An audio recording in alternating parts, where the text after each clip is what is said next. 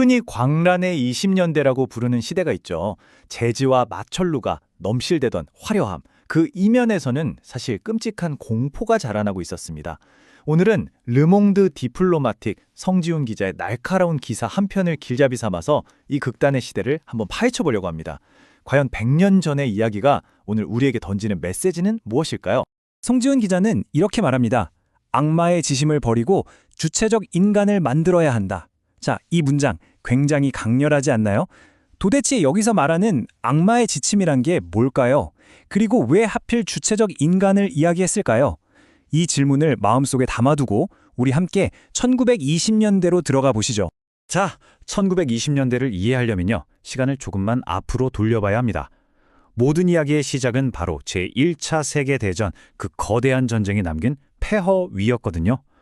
수백 년간 유럽을 지배하던 제국들이 한순간에 무너지고 세계 지도가 말 그대로 완전히 새로 그려지던 그런 혼돈의 시기였습니다.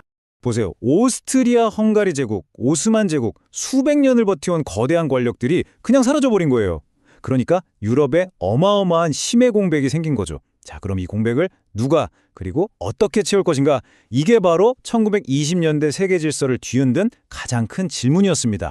바로 그 힘의 공백을 뚫고 새로운 강대국이 떠오르기 시작합니다. 그 첫 번째 주자, 바로 미국이었어요. 전쟁에 참호해서 한 발 비켜나 있었던 미국은 역사상 유례없는 번영, 우리가 아는 바로 그 광란의 20년대를 맞이하고 있었죠. 하지만 그 눈부신 화려함 속에는 아주 짙은 편집증의 그림자가 드리워져 있었습니다. 이걸 보면 1920년대 미국은 뭐랄까? 정말 두 얼굴을 가진 야누스 같았어요. 한쪽에서는 자동차가 거리를 메우고 마철루가 하늘을 찌르고 영화라는 새로운 산업이 폭발하면서 불을 과시했죠. 그런데 다른 한쪽에서는 끝을 모르는 주식 투기 광풍과 적색 공포, 즉 공산주의에 대한 극심한 두려움, 그리고 이민자들에 대한 혐오가 들끓고 있었습니다. 이 빛과 그림자, 둘 다 1920년대 미국의 진짜 모습이었습니다. 자, 이렇게 뉴욕의 밤이 재즈 음악으로 뜨거웠던 바로 그 시각. 지구 반대편에서는요, 정말 이제 완전히 다른 세상이 만들어지고 있었습니다. 혁명의 혼란을 딛고 일어선 러시아에서는 스탈린이라는 한 인물이 철권 통치의 기반을 다지면서 완전히 새로운 국가를 만들어내고 있었죠. 바로 1925년, 이 해는 소련의 운명을, 아니 어쩌면 20세기 세계사의 운명을 가른 아주 중요한 분기점이었습니다. 혁명의 지도자 레닌이 죽자 이오시프 스탈린은 그야말로 피비린내 나는 권력 투쟁 끝에 모든 경쟁자를 제거하고 절대 권력을 손에 넣습니다. 이때부터 러시아는 누구도 상상하지 못했던 잔혹하고 새로운 길을 걷게 되죠. 스탈린이 내건 비전, 굉장히 거대했죠. 하지만 그 대가는 참혹했습니다. 급속한 산업화, 농업 집산화 같은 위대한 목표 뒤에는 수많은 사람들을 죽음으로 내몬 대규모 숙청과 공포 정치라는 현실이 있었습니다.